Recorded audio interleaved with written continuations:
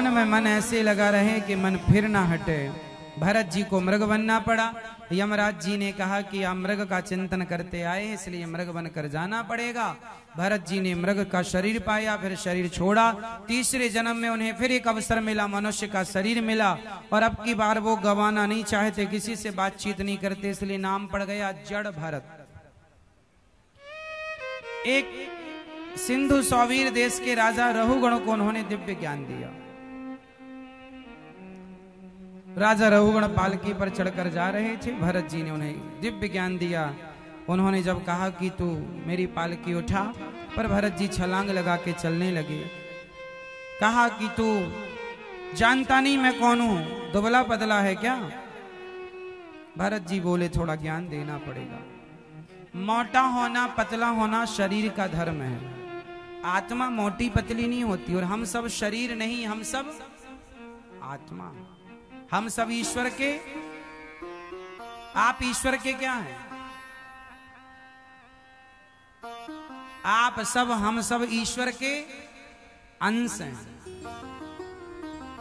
हम उन्हीं की शक्ति हैं, उन्हीं के द्वारा संचालित हो रहे हैं। एक्चुअली हम सब भगवान के रोबोट, जिन सबका पावर ईश्वर के पास। वो जैसे नचाते हैं हम लोग नाचते हैं। फिर आप लोग कहेंगे कि महाराज फिर जो हम गलत काम करते हैं वो भी क्या भगवान कराते? नहीं,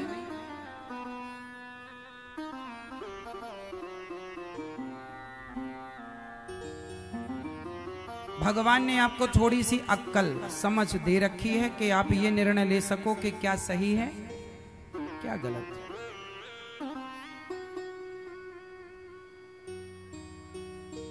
ये भगवान ने आपको स्वतंत्र किया है, इसलिए छोटे मोटे निर्णय खुद लो। उसमें दोषी भगवान नहीं होगा, आप होंगे, क्योंकि निर्णय आपका था। भरत जी ने राजा रहुगण को दिव्य ज्ञान दिया कि मैं ईश्वर का अंश हूं। शरीर अलग है, आत्मा अलग है। यमराज जब पकड़ कर ले जाते हैं तो सूक्ष्म शरीर को पकड़ कर ले जाते हैं। पाप पुण्य का भोक्ता सूक्ष्म शरीर होता है, इसलिए जो करते हो विचार करके करो, अच्छा बुरा। दिव्य ज्ञान से रहुगण का कल्याण हुआ। 28 प्रकार के नरकों का वर्णन बताया सुखदेव भगवान ने परीक्षित जी को। नरक कितने होते हैं मेरी माँ? 28। जो जैसा पाप करता है ना वैसा नरक है।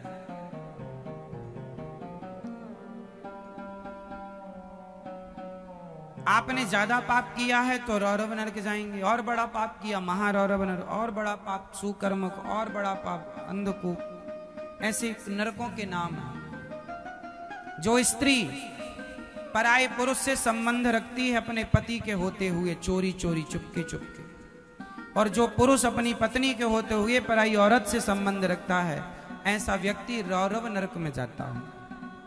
वहां लोहे की स्त्री और लोहे का पुरुष होता है।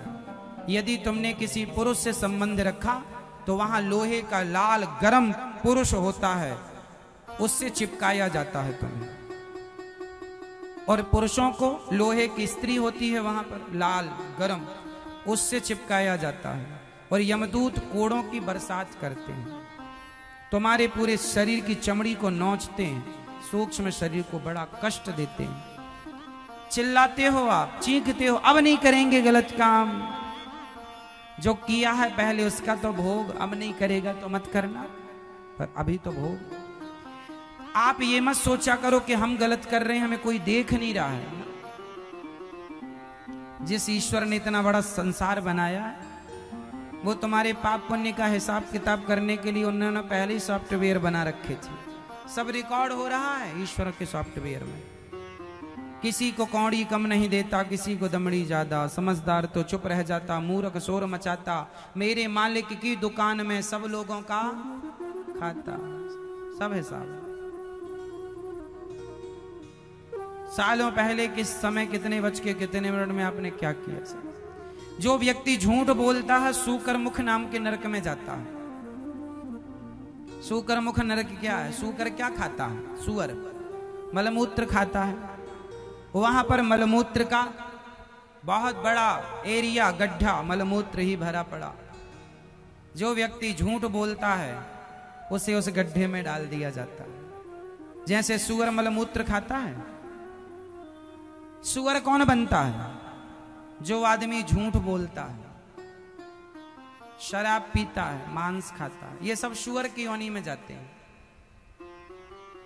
जिस वाणी में भगवान का नाम होना चाहिए, सत्य, उससे गलत बोला तो फिर जाओ मलमूत्र खाओ, सुअर बनो। सूकर मुख नाम का नरक है, वहां पे यही मलमूत्र भरा पड़ा है, उसमें डुबाया जा, वहीं रहो, वहीं खाओ, वहीं पियो। ये बड़ा नरक है 28 प्रकार का। इसलिए मैया झूठ ऊठ बोल के ना ज्यादा धन्ना सेठ बनने की कोशिश ना किया करो। धन्ना सेठ तो हो जाओगे लेकिन सुअर बनना पड़ेगा।